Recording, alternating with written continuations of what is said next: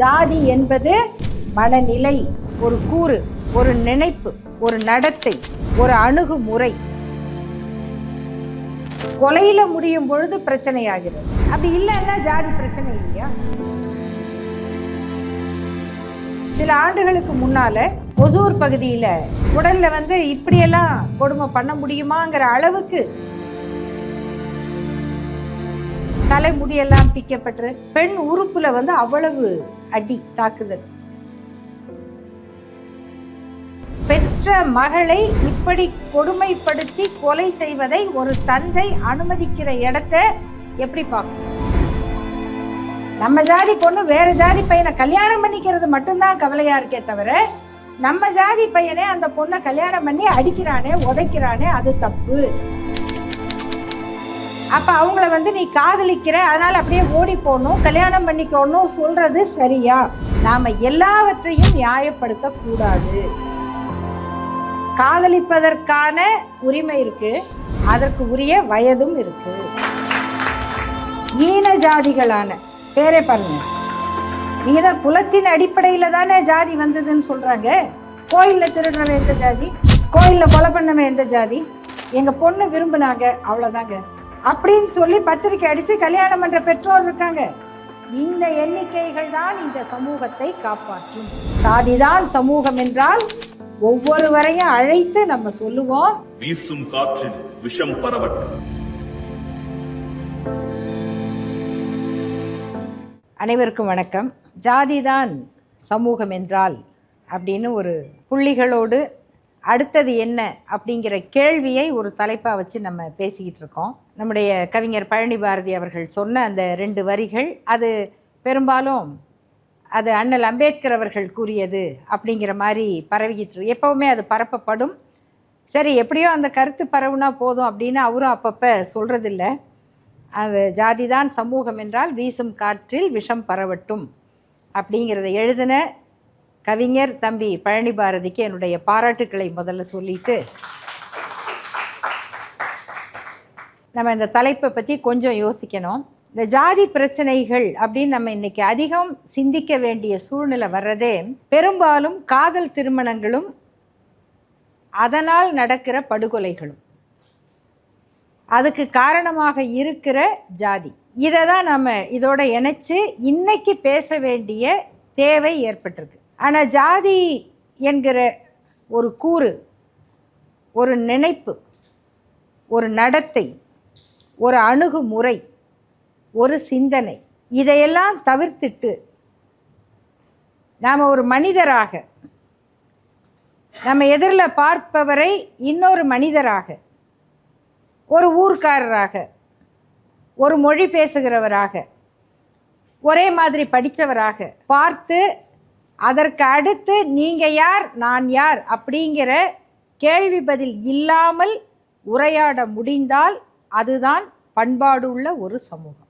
நம்ம சமூகம் அப்படிப்பட்ட ஒரு பண்பாடுள்ள சமூகமாக இருக்கிறதா அப்படிங்கிற கேள்வியை நம்ம எல்லாரும் நம்ம மனசுக்குள்ளே எழுப்பிக்குவோம். இருக்குது, கொஞ்சம் இருக்குது, இன்னும் கொஞ்சம் பக்குவப்பட்டால் பரவாயில்ல அப்படின்னு நினச்சா அதுக்கு உண்டான ஆலோசனைகளை நாம் இருக்கிற இடத்துலேருந்து, நம்மை சுற்றி இருக்கிற வட்டத்திலிருந்து வெளிப்படையாக பேசுவோம். இல்லை அப்படிங்கிறத அழுத்தமாக சொன்னால் அல்லது ஒப்புக்கொண்டால் ரொம்ப ஆழமான மருத்துவ சிகிச்சை வேர்லேருந்து தொடங்க வேண்டி இருக்குது. நம்முடைய மொழி உயர்ந்த மொழி, நம்முடைய இனம் உயர்ந்த இனம், நம்முடைய பண்பாடு உயர்ந்த பண்பாடு, நமக்கு ஒரு பல 1000 ஆண்டு கால வரலாற்று தொடர்ச்சி இருக்கிறது. இந்த வரலாற்று தொடர்ச்சி அப்படின்னு சொல்லும் போதே ஒரு பொருள், ஒரு மரம், ஒரு ஆகி வந்த மரம் அப்படின்னு சொல்லுவாங்க. ஆகி வந்த மரம் அப்படின்னா அது எத்தனையோ ஆண்டுகளாக வெயிலில் காஞ்சி மழையில் நனைஞ்சி தன்னைத்தானே அது தகவமைத்து கொண்டு அப்படி உறுதியாக நிற்கிது. அந்த மரத்துக்கு ஆங்கிலத்தில் பேர் சீசன்டு வுட் அப்படின்னு பேர் இல்லையா? சீசன்டு வுட் அப்படின்னா பக்குவப்பட்ட மரம். பண்பட்ட மரம். அப்போ ஒரு மரத்தினுடைய வயதை கணக்கிடுவதற்கு அது பண்படுகிறது. அப்போ காலம் மாற மாற வளர்ச்சி ஏற்பட ஏற்பட பண்படுவது தான் ஒரு கூட்டு சமூகத்துக்கும் அடையாளமாக இருக்கணும். மார்கரெட் மெட் என்கிற ஒரு பண்பாட்டு தொல்லியல் ஆய்வாளர், அமெரிக்காவில் பிறந்தவங்க, சென்ற நூற்றாண்டில்.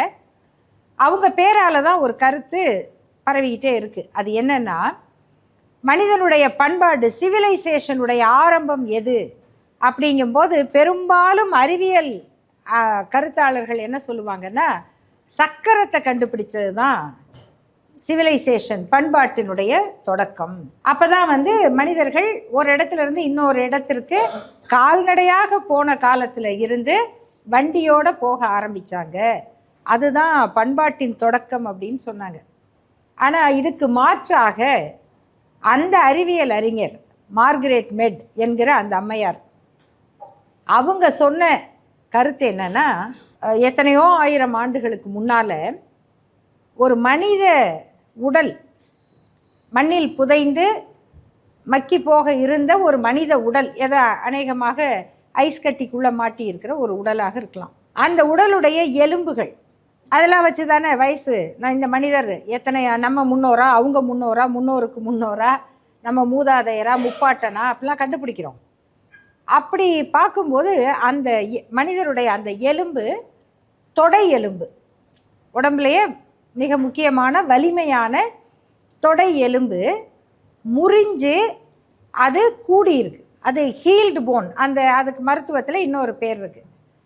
இந்த தொடை எலும்பு அப்படி உடஞ்சி கூடியிருக்கு அப்படிங்கிறத பார்க்கும்போது அவங்க சொல்கிறாங்க, பண்பாட்டினுடைய தொடக்கங்கிறது இதுவாக தான் இருக்க முடியும். அப்படி நகராமல் கிடக்கிற ஒரு மனிதன் மற்றவர்களால் கைவிடப்படுறதா இயற்கை, யாரும் ஒன்றும் பண்ண முடியாது. அவங்க செத்துருவாங்க. விலங்குகளே அப்படி விழுந்துருச்சுன்னா மற்ற விலங்குகள் கொஞ்சம் பார்த்துட்டு சுற்றி வந்துட்டு விட்டுட்டு போயிடும். அதை மற்ற விலங்குகள் அடித்து சாப்பிட்றோம், அதால் நகர முடியாது. மனிதனும் அப்படித்தான். ஆனால் இந்த மனித உடம்பின் முறிந்து காயமாறி அந்த தொடை எலும்பு என்ன சொல்லுதுன்னா, யாரோ பக்கத்தில் இருந்து அவரை பார்த்துட்டு இருக்காங்க, பராமரிச்சிருக்காங்க. அந்த நகர முடியாத மனிதருக்கு உணவு கொடுத்து அவரை பராமரித்து அந்த தொடை எலும்பு கூடுகிற வரை காப்பாற்றிய அந்த செயல்தான் மனித பண்பாட்டின் தொடக்கம் அப்படின்னு அவங்க சொல்லியிருக்காங்க.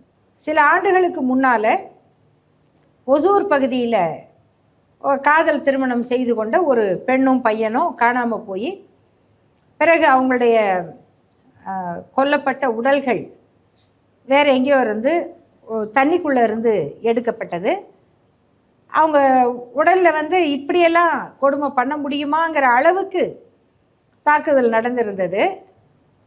அந்த பெண்ணுடைய தலைமுடியெல்லாம் பிக்கப்பட்டு அவங்களுடைய பெண் உறுப்பில் அவ்வளவு அடி தாக்குதல். இது அவ்வளவும் அந்த பெண்ணுடைய தந்தையின் ஒப்புதலோடு அந்த பெண்ணுக்கு அவ்வளவு கொடுமை நடந்து கொல்லப்பட்டார் அப்படின்லாம் செய்தித்தாளில் வந்தது. யாருன்னு தெரியாத மூதாதையர்களில் யாரோ ஒருவரை பார்த்து கொண்ட மனிதருடைய அந்த அக்கறையிலிருந்து தொடங்கிய மனித பண்பாடு பெற்ற மகளை இப்படி கொடுமைப்படுத்தி கொலை செய்வதை ஒரு தந்தை அனுமதிக்கிற இடத்த எப்படி பார்க்கும்? அப்போ நம்ம சமூகத்தின் இத்தனை ஆண்டு பழக்கம் என்றும் பாரம்பரியம் என்றும் நம்ம எதை சொல்லிக்கிட்டு இருக்கிறோம்? அப்போ இதுக்கு முன்னாடி இந்த ஊரில் காதல் திருமணம் நடந்தது இல்லையா? நம்ம மூதாதையர் பண்பாடு அப்படின்லாம் சொல்கிறோமே.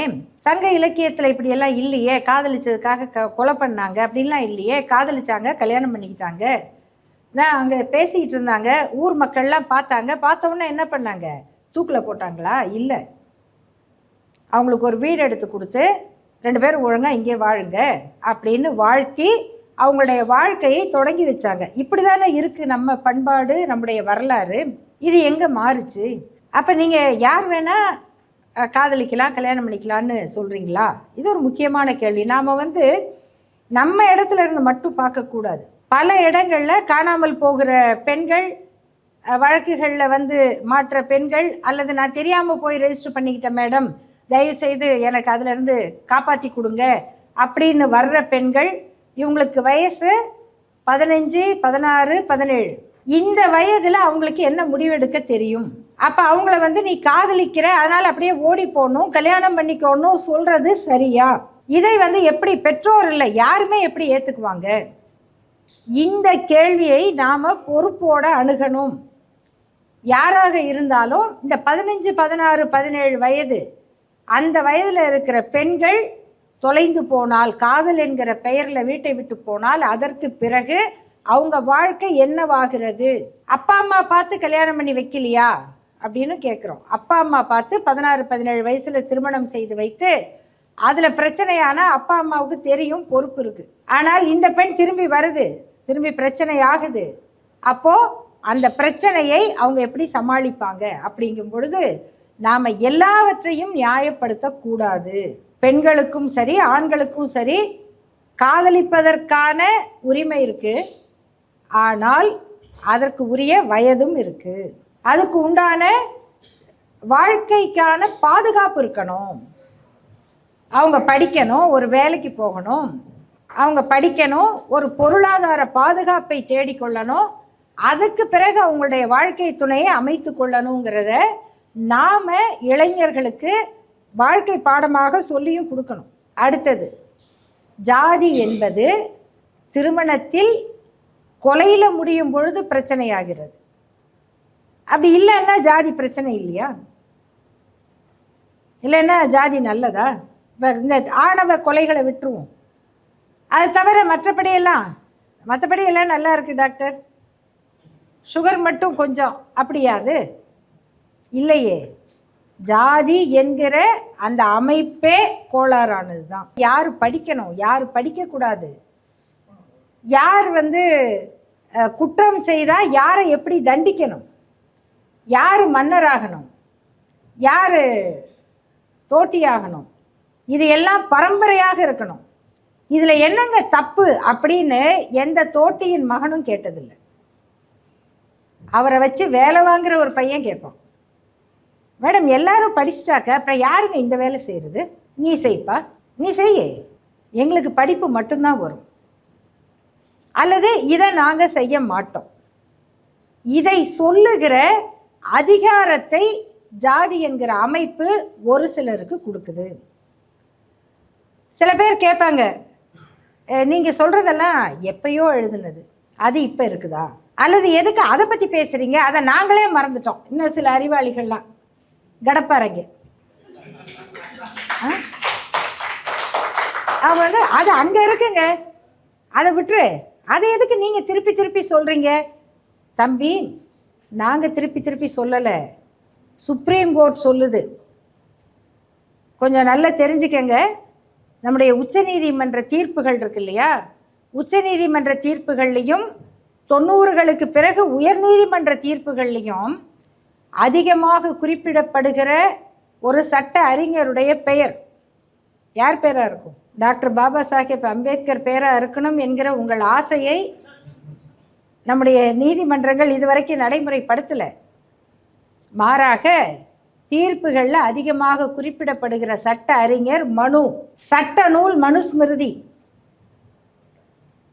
இன்னும் இப்போ என்ன பேசுகிறாங்க வர தீர்ப்புகள்லன்னா, நமக்கு எதுக்கு வெளிநாட்டு சட்டம், நமக்கு எதுக்கு வெள்ளைக்காரங்க கொடுத்த கான்ஸ்டியூஷன், நம்மக்கிட்ட இந்தியன் ஜூரிஸ்ப்ரூடன்ஸ் இருக்குது, இந்திய சட்டவியல், அது எதிலிருந்து தொடங்குது? மனுஸ்மிருதி, த கிரேட் மனுஸ்மிருதி, எல்லாமே நம்மக்கிட்ட இருக்குது அப்படின்னு சொல்கிறாங்க. நீங்கள் நிறைய பேர் கேட்டுக்கிட்டே இருப்பீங்க நாங்களாம் பேசுகிறத. சில பேர் திடீர்னு, மேடம் இது எங்கே இருக்குது, நீங்களா சொல்லிக்கிட்டு இருக்கீங்க, இது எந்த புத்தகத்துலையும் இல்லைம்பாங்க. அவங்களெல்லாம் தெரிஞ்சுக்கிறதுக்காக கொண்டு வந்தேன். இது வந்து பிரம்மசூத்திர பாஷ்யம். இந்த உரைக்கு உரை எழுதியவர் வந்து சுவாமி கம்பீரானந்தா. அதனால் கண்டிப்பாக யாரும் நம்ம ஆளுங்க இல்லை. இது தந்தை பெரியார் கொடுத்த விளக்கம் அல்ல, திராவிடர் கழக வெளியீடும் அல்ல. இதில் வந்து அவங்க என்ன சொல்லியிருக்காரு, ஒரே ஒரு வரி மட்டும் படிச்சிடுறேன், அது மட்டும் படிச்சுட்டா போதுமானது. படிச்சிட்டுமா? இது வந்து ஆங்கிலத்தில் இருக்குது. And because the Smriti prohibits for the Sutra the bearing, study and acquisition of the meaning of the Vedas. வேதங்களை படிப்பதற்கும் அதன் பொருளை புரிந்து கொள்வதற்கும் சூத்திரர்களுக்கு தடை விதித்த ஸ்மிருதியை பற்றி குருவிடம் கேட்டார்கள். அப்போ குரு வந்து அதுக்கு சொல்கிற விளக்கம் இருக்குது பாருங்கள், அதுதான் ரொம்ப முக்கியமானது. அவர் சொல்கிறாரு, this is another reason why the sutra has no right. By the smriti he is debarred from hearing, studying and acquiring the meaning of the Vedas. The smriti mentions that a sutra has no right to hear the Vedas, no right to study the Vedas, and no right to acquire the meaning of the Vedas and perform the rites. As for the prohibition of hearing, we have the text. இது அதுக்கப்புறம் விளக்கம். அதுக்கப்புறம் from this follows, அந்த விளக்கத்தை சொல்லிட்டு சொல்கிறாங்க, from this follows the prohibition about study. How can one study the Vedas when they are not to be recited within his hearing? அவன் கேட்குற இடத்துக்கிட்டே படிக்கக்கூடாது. நீங்கள் இருக்க இடத்துலையே நான் இதை படிக்கக்கூடாதுங்க, நீங்கள் இருக்க இடத்துலையே. அப்படின்னா எப்படி நீங்கள் படிக்க முடியும்? நம்ம இருக்கிற ஏரியாவிலே படிக்கக்கூடாதான், நம்ம காதில் விழக்கூடாது. அப்படி சொல்லும்போது நீங்கள் எப்படி படிக்க முடியும்? சரி, ஏன் நம்ம பக்கத்தில் படிக்கக்கூடாதுன்னா, ஒரு சூத்திரன் என்பவன், இதுக்கு ஆதிசங்கரர்லாம் விளக்கம் கொடுத்துருக்காரு, ஒரு சூத்திரன் என்பவன் நடமாடும் பிணத்திற்கு சமம். இதில் அப்போ பிரிவெல்லாம் இல்லை, சூத்திர பஞ்சம இதெல்லாம் இல்லை. இதில் சண்டாளர்லாம் இருக்காங்க, ஆனால் எல்லாரும் சூத்திரர் தான். இந்த பூணூல் போடுகிற 3 சமூகங்களை தவிர பிராமண, சத்திரிய, வைசிய. சத்திரியாலேயும் மன்னர் வேற, மன்னருக்கு பக்கத்தில் இது கவரி வீசுவார்ல, அவரும் ஆண்ட பரம்பரைன்னு சொல்லிக்க முடியாது, அவர் கவரி பரம்பரை தான். பூணூல் வந்து மன்னர் தான் போட்டிருப்பார். கவரி வீசுகிறவர், இந்த செங்கோல் தூக்குறவர், ராஜாதிராஜ, ராஜகம்பீர, அவரெல்லாம் பூணூல் போட மாட்டார். 2 பேரும் ஒரே பரம்பரை கிடையாது. நாங்களும் அங்கே தான் இருந்தோம், அரண்மனையில் சமையல் பண்ணோம் அப்படியெல்லாம் சொல்லி நாங்களும் ஆண்ட பரம்பரை அப்படியெல்லாம் சொல்லக்கூடாது. அதனால் ஆண்ட பரம்பரை வந்து மன்னர் மட்டும்தான், ஏன்னா அவருக்கு பூணூல் போடுகிற சாஸ்திரம் இருக்குது. வைசியருங்கிறவர் வணிகம் செய்கிறவர், அவரும் பூணூல் போடணும். போடாத வைசியர் வந்து அதில் சேர மாட்டார், அதில் அவங்கள சேர்த்துக்க மாட்டாங்க. ஆக இந்த பூணூல் போடுகிற தகுதி படைத்த பிராமண, சத்திரிய, வைசியர், அந்த 3 பேரை தவிர மற்ற நம்ம எல்லாரும் சூத்திரர்கள் தான். அந்த 3 வர்ணத்திலும் இருக்கிற பெண்களும் சூத்திரர்கள் தான், ஏன்னா அவங்களுக்கும் பூணூல் கிடையாது. ஆகையினால அவங்களும் நம்மளோட தான் வருவாங்க. அதனால தான் அவங்களுக்கு தனியாக பெண் ஜாதின்னு பேர் வச்சாங்க. அப்போ அவர் இருக்கிற இடத்துலையே படிக்கக்கூடாதுன்னா அவர் எப்படி படிக்கலாம்? தென் தென் தென் தென் இங்கே தான் முக்கியம். There is the chopping of the tongue. படித்தால் நாக்கை வெட்டு. Chopping of the tongue. If he should utter the Vedas and the cutting of the body to pieces, if he should commit it to memory, அவன் அதனை மனப்பாடம் பண்ணி நினைவில் வைத்து கொள்ள முயன்றால் உடம்பையே துண்டு துண்டா வெட்டுங்க. இங்கேருந்து தான் நமக்கு படிப்புக்கு தடை. உச்சநீதிமன்றத்தால் அடிக்கடி குறிப்பிடப்படுகிற இந்தியன் ஜூரிஸ்ப்ரூடன்ஸ், அதில் ஒன்று மட்டும் படிச்சிடுறேன். ஈன ஜாதிகளான பேரே பாருங்க, நீங்கள் தான் குலத்தின் அடிப்படையில் தானே ஜாதி வந்ததுன்னு சொல்கிறாங்க. அதில் எதை ஈன ஜாதி? செய்கிற தொழிலை பொறுத்து தானே. கோயிலில் திருடுறவன் எந்த ஜாதி? கோயிலில் கொலை பண்ணவன் எந்த ஜாதி? நகைகளை அள்ளிட்டு போனவர் எந்த ஜாதி? இவரெல்லாம் உயர்ந்த ஜாதி. இதெல்லாம் காப்பாற்றுறதுக்கு போராடுறவர் ஈன ஜாதி.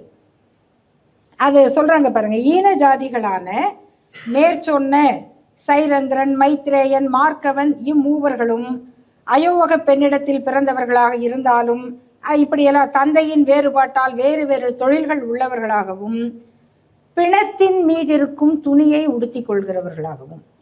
அவங்களுக்கு என்ன துணி கொடுக்கணும்னா பிணத்தின் மீது இருக்கும் துணியை அவங்க உடுத்தி கொள்ளணும். இகழத்தக்க எச்சில் சோற்றை சாப்பிடுகிறவர்களாகவும் இருக்கிறார்கள். இவங்களுக்கெல்லாம் எப்படி சோறு போடணும்னா சுடுகாட்டில் இருக்கிற இந்த உடைஞ்ச சட்டிப்பானை இருக்கு இல்லையா, அதில் தான் சோறு போடணும், உலோக பாத்திரங்களில் போடக்கூடாது அப்படிங்கிற மனுஸ்மிருதியை இதற்கு நேர் எதிராக மக்கள் எல்லாரும் சமம் என்று சொல்லுகிற ஆர்டிகிள் 14 சொல்லுகிற இந்திய அரசியல் சாசனத்தை தூக்கி சுமக்க வேண்டிய இடத்துல இருக்கிற நீதிமன்றங்கள் இதை எடுத்துக்காட்டாக பயன்படுத்துகிறாங்க. இது ரெண்டாவது. இதுதான் காப்பாற்றுற இடம், மீண்டும் இது வரணுங்கிற இடம்.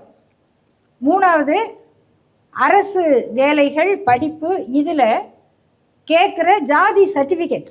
நம்ம நாட்டில் ஒருத்தருக்கு அவர் அறிவு பெறுகிறார் அப்படின்னு விளம்பரப்படுத்துகிற முதல் கேள்வி எது தெரியுமா? ஜாதியே வேணாங்கிறீங்க, அப்புறம் எங்கள் கம்யூனிட்டி சர்டிஃபிகேட் கேட்குறீங்க, எதுக்கு எங்கள் ஜாதி சான்றிதழ் கேட்குறீங்க? இதுதான் அவருக்கு அறிவு வருதுன்றதுக்கான முதல் அடையாளம். பரவாயில்ல, அது உண்மைதான், அதை கேட்குற வரைக்கும் நல்லது. ஆனால் அதுக்கு அடுத்த பதில் அவர் புரிஞ்சுக்குவாரா? அவ்வளோதான் நம்ம கவலை. புரிஞ்சிக்கணுங்கிறதுக்காக தான் இதை சொல்கிறோம். ஒரே நாள் நம்ம எல்லாரும் கூடி ஒரு 3 மாவட்டம், தமிழ்நாடே விட்டுருங்க, ஒரு 3 மாவட்டத்தில் எல்லாரும் சேர்ந்து நம்ம ஜாதி சர்டிஃபிகேட்டுகளை கிழிச்சு போட்டுருவோம். பள்ளிகளில் கிடையாது. பாருங்கள், அடுத்த நாளே ஜாதி ஒழிஞ்சிரும்ல. அரசு வேலை இருந்தால் தானே நீங்கள் இதெல்லாம் இவ்வளோ பேர் வந்தோம், வேலைக்கு வந்தோம், படித்தோம், எல்லாத்தையும் நாங்கள் ப்ரைவேட்டைஸ் பண்ணிடுறோம். நோ ரிசர்வேஷன், தனியார்கிட்ட போயிடுச்சு. எல்லாம் தொழில் நிறுவனங்கள் உலகமயம் ஆயிடுச்சு. உலகமயம், வணிகமயம், அதில் இடஒதுக்கீடு இடம் கிடையாது. ஆனால் நீங்கள் கொடுக்குற சர்டிஃபிகேட்டில் கம்யூனிட்டி சர்டிஃபிகேட்டையும் கொடுக்கணும். எதுக்கு? உங்களுக்கு என்ன போஸ்ட்டு போடணும், உங்களை லீடாக போடணுமா, சோர்ஸாக போடணுமா, உங்களுக்கு அலாட்மெண்ட் கொடுக்கணுமா, ஆஃப் ஷோர் போகணுமா, ஆன்ஷோர் போகணுமா, உங்களை ஜெர்மனிக்கு அனுப்பலாமா, சவுதிக்கு அனுப்பலாமா, இல்லை உங்களை பெஞ்சில் வைக்கணுமா, இதையெல்லாம் அளப்பதற்கு அங்கே ஜாதி சர்டிஃபிகேட் கேட்குற நிறுவனங்களும் இருக்குது. இதெல்லாம் போக இந்தியர்கள் அமெரிக்காவுக்கு சென்றால் முன்னேறிடுவாங்க அப்படிங்கும்போது அண்ணல் அம்பேத்கர் சொன்னார். இதெல்லாம் எல்லாரும் படிச்சிருக்கோம். என்னென்னு, இவங்க அமெரிக்காவுக்கு போகும்போது ஜாதி உலக பிரச்சனை ஆயிரும். இன்றைக்கே ஆயிடுச்சு, ஆகிக்கிட்டு இருக்குது. அமெரிக்காவில், ஆஸ்திரேலியாவில், ஐரோப்பிய நாடுகள் எல்லா இடத்துலையும் இந்தியர்கள் யாரை பார்த்து பயப்படுறாங்கன்னா அந்த நாட்டுக்காரரை பார்த்து அல்ல. அயல் உலகத்திலிருந்து வந்தால் கூட பயப்படுறதில்ல. நமக்கு பழக்கமே இல்லாத ஆப்பிரிக்க மனிதர்களை பார்த்தா கூட கை குலுக்கி ஹலோ மகிழ்ச்சியாக சொல்ல முடியுது. ஒரு இந்தியரை பார்த்த உடனே தான் பயமாக இருக்குது. ஏன்னா ரெண்டாவது கேள்வி என்ன கேட்பாரு? நீங்கள் அதில் அப்புறம் நீங்கள் முடிஞ்சு போச்சு. என்ன ஆளுங்கிறதுக்கே 3வது ஸ்டெப் இருக்குது. உங்கள் ஊர் அங்கே, உங்கள் வீடு எங்கே? நல்ல வேளை இந்த ஊர்லேருந்து வந்தவங்க தப்பிச்சாங்க. அதுவும் நீங்கள் நகரத்துலேயும் சொல்லலாம், நான் சென்னை தான் அப்படின்னா சென்னையில் எங்கே? மயிலாப்பூரா, வியாசர்பாடியா, சூளமேடா, எல்லாத்துக்கும் ஒரு அடையாளம் இருக்குது இல்லையா? அதிலிருந்து நீங்கள் யார், உங்கள் அப்பா பேர், தாத்தா பேர், இது எதுக்குமே பின்னாடி ஒட்டு இல்லைன்னு வச்சுக்கோங்க. அவருக்கு ஈரான் அமெரிக்கா போர் முடியுமா முடியாதாங்கிறத விட என்னடா இவன் எதுலேயுமே மாட்ட மாட்டேங்கிறானே, உங்கள் அப்பா பேர் என்னன்னா ஆறுமுகம், உங்கள் தாத்தா பேர் கன்சாமி, கன்சாமி தான். அவ்வளோ பெரிய சோதனை முயற்சி நடக்குது. அப்போ இவர் அமெரிக்காவுக்கு போய், லண்டனுக்கு போய் எதை காப்பாற்றுறாரு? இதை ஜாதி சர்டிஃபிகேட் வச்சு தான் காப்பாற்றுறாரா? இதுக்கும் மேலாக ஒரு செய்தியை தெரிஞ்சுக்கணும். நன்கு படித்த சமூகங்கள், பல ஆண்டுகளாக படித்து கல்வியில் பண்பாட்டில் மேம்பட்ட சமூகங்கள் ஆணவ கொலை செய்வதில்லை. ஆணவ கொலை செய்கிறாங்களா? இல்லை. என்ன செய்கிறாங்க? அவங்கள அப்படியே ஏற்றுக்கிறாங்க, தன்மையப்படுத்திக்கிறாங்க. இந்த பண்பு, இந்த வெற்றி இடைநிலையில் இருக்கக்கூடிய பிற்படுத்தப்பட்ட சமூகங்களுக்கு ஏன் இல்லாமல் போகுது? ஏன்னா இவங்க தான் மேலே இருக்கவரை நம்ம தோளில் சுமக்கிறோங்கிறத பற்றியும் கவலைப்படுறதில்லை, அவரையும் சேர்த்து நம்ம கீழே 2 பேரை மிதிச்சுக்கிட்டு இருக்கோங்கிறத பற்றியும் கவலை இல்லை. எல்லாம் கரூரில் ஓடின மாதிரியே இருக்காங்க. யாரை யார் தள்ளுறது, யார் மேலே யார் மேலே விழுந்தோம், குழந்தைய மிதிச்சோமா, நம்ம மேலே விழுந்துக்கிறவன் யார், எதை பற்றியும் கவலை இல்லை. எத்தனை ஜாதி சங்கங்கள் எல்லா ஜாதி சங்க நிகழ்ச்சிகள்லையும் தந்தை பெரியார் போய் பேசியிருக்காரு. ஏன் அவருக்கு தெரியாதா இது ஜாதி சங்கம், இங்க நம்ம பேசக்கூடாது? இவங்கெல்லாம் சேர்ந்து அந்த சமூகத்தை, அந்த ஜாதி சங்கத்தை தங்கள் மக்களுக்கான கல்வி வேலைவாய்ப்புக்கான ஒரு அமைப்பாக பார்த்தாங்க, உருவாக்குனாங்க. இன்னைக்கு யாரும் அதை பற்றி பேசுறதே இல்லை. இன்னும் சொன்னால் எந்த ஜாதி சங்க கூட்டத்திலையும் பொண்ணு வீட்டில் பணம் கேட்காதீங்கன்னு சொல்றது இல்லை. நம்ம ஜாதி பொண்ணு வேற ஜாதி பையனை கல்யாணம் பண்ணிக்கிறது மட்டும்தான் கவலையா இருக்கே தவிர, நம்ம ஜாதி பையனே அந்த பொண்ணை கல்யாணம் பண்ணி அடிக்கிறானே உதைக்கிறானே அது தப்பு, அதை நம்ம ஜாதி பொண்ணை கல்யாணம் பண்ணி அடிக்காதீங்க, இப்படியெல்லாம் நடந்துக்காத, நாகரிகம் இல்லாத நடந்துக்காத அப்படின்னு யாரும் சொல்லி கொடுக்கறது இல்லை. சரி, இவங்க தான் அப்படியா அப்படின்னா இன்னும் வாங்க, எல்லா செக்ஷன்லேயும் ஜாதி என்பது மனநிலை, ஜாதி என்பது அணுகுமுறைன்னு சொன்னேன் இல்லையா? இதுக்கு அடுத்த கட்டம். சமீபத்தில் 2 பெண்களுக்கு அரசியல் அதிகாரத்தை காட்டுகிற ஒரு நிகழ்ச்சியில் ஒரு பிரச்சனை வந்தது. ஒருத்தர் எம்எல்ஏ, ஒருத்தர் மேயர், 2 பேரும் பட்டியல் சமூகம் தான். இப்போ பிற்படுத்தப்பட்ட சமூகத்தை பற்றி சொன்னேன்ல, இது பட்டியல் சமூகம். 2 பேரும் பெண்கள். அந்த 2 பேருக்கும் யார் சரி யார் தப்புன்னு சொல்லலாம். ஆனால் இந்த உலகத்தில் இருக்கிற அத்தனை கெட்ட வார்த்தையிலையும் வசவுகள் வந்துச்சு பாருங்க. யார்கிட்ட இருந்து? இந்த பெண் சார்ந்த சமூகத்தான்கள் அந்த பெண்ணை திட்டுறாங்க, அந்த பெண் சார்ந்த சமூகத்தான்கள் இந்த பெண்ணை திட்டுறாங்க. திட்டுற சொற்கள்லாம் எழுத முடியாத சொற்கள். அப்போ அந்த மூளையை எது மறைக்குது? அவங்க ஒரு பெண், அவங்களும் நம்மை போல ஒரு ஒடுக்கப்பட்ட சமூகத்து பெண், அந்த பெண் ஒரு அதிகாரத்துக்கு வந்திருக்காங்க.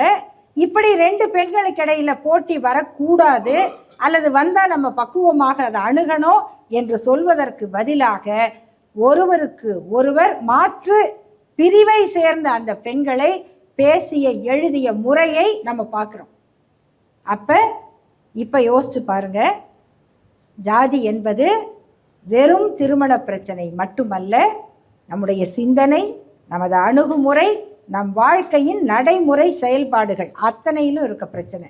இதை நாம் நம் ஒவ்வொருவருடைய பேச்ச, சிந்தனையை நாமே கூறு போட்டு பார்த்தால் மட்டும்தான் நம்மை மாற்றிக்கொள்ள முடியும். கடைசியாக ஒன்று, தந்தை பெரியாருடைய அந்த உழைப்பு, அது எப்படிப்பட்ட பலனை, எப்படிப்பட்ட போராட்டங்களை நடத்தியது என்று தோழர் ஈஸ்வரன் அவர்கள் சொன்னார்.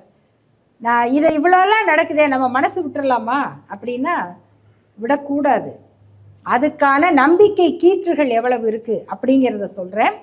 சென்னையில் சுயமரியாதை திருமண நிலையம் இயங்குது, பெரியார் திடலில் இயங்குது. அந்த சுயமரியாதை திருமண நிலையத்தில் ஒரு ஆண்டுக்கு 1500 திருமணங்கள் பதிவாகின்றன. அதில் 900க்கு மேற்பட்ட திருமணங்கள் சாதி மறுப்பு திருமணங்கள். 900க்கு மேற்பட்ட. அதில் பெரும்பாலானவை நம்ம எங்கெல்லாம் பிரச்சனை ஆகுதுன்னு சொல்கிறோமோ அந்த சமூகங்களை சேர்ந்த 2 பேருடைய திருமணங்கள். அதில் ஒரு 10-20 திருமணம் பார்ப்பன இளைஞர்கள், பார்ப்பன பெண்கள், வேறு சமூகத்தை சேர்ந்தவர்களை திருமணம் செய்கிறதும் அங்கே நடக்குது. அப்போ 1500 திருமணங்களில் 900 திருமணங்கள் சாதி மறுப்பு திருமணங்களாக ஒரு இடத்துல நடக்குது அப்படின்னு சொன்னால், நாடு முழுவதும் இது இன்னும் அதிகமாகவும் நடக்கும். நம்ம எல்லாம் இவ்வளவு கொள்கை பேசுகிறோம் நண்பர்களே, இதெல்லாம் பேசாமல் நல்லா படித்தோம், வேலை பார்த்தோம், எங்கள் பொண்ணு விரும்பினாங்க, அவ்வளோதாங்க அப்படின்னு சொல்லி பத்திரிக்கை அடித்து கல்யாணம் பண்ணுற பெற்றோர் இருக்காங்க. அவங்களுக்கு இந்த கொள்கையெல்லாம் தெரியாது, அல்லது தெரிஞ்சாலும் அவங்க அதை பற்றி ஈடுபாடு காட்டுறதில்ல. நடைமுறையில் படித்தோம், முன்னுக்கு வந்தோம், எங்கள் பையன் கேட்டா, என் பொண்ணு கேட்டா, கல்யாணம் பண்ணிட்டோம் அப்படின்னு பத்திரிக்கை அடித்து திருமணம் செய்கிற பெற்றோர்களும் இன்றைக்கு அதிகமாகி கொண்டிருக்கிறார்கள். இந்த எண்ணிக்கைகள் தான் இந்த சமூகத்தை காப்பாற்றும். அப்போ சாதிதான் சமூகம் என்றால் ஒவ்வொருவரையும் அழைத்து நம்ம சொல்லுவோம். புரட்சி கவிஞர் பாரதிதாசன் சொன்ன மாதிரி அறிவை விரிவு செய், அகண்டமாக்குன்னு சொல்லி அவர்களை இந்த மானுட சமூகத்தின் அங்கமாக மாற்றுவதுதான் பெரியார் சொன்ன பகுத்தறிவு பணியாக இருக்கும். அதை நோக்கி பொறுமையாக, நிதானமாக, உறுதியாக நம்முடைய செயல்பாடுகளை அமைத்துக் கொள்ளுவோம் என்று சொல்லி விடைபெறுகிறேன். வணக்கம். பிறப்புக்கும் எல்லா உயிர்க்கும். இந்த மேடையே இந்த தேசத்தினுடைய அவமானம் அப்படின்னு நான் நம்புறேன்.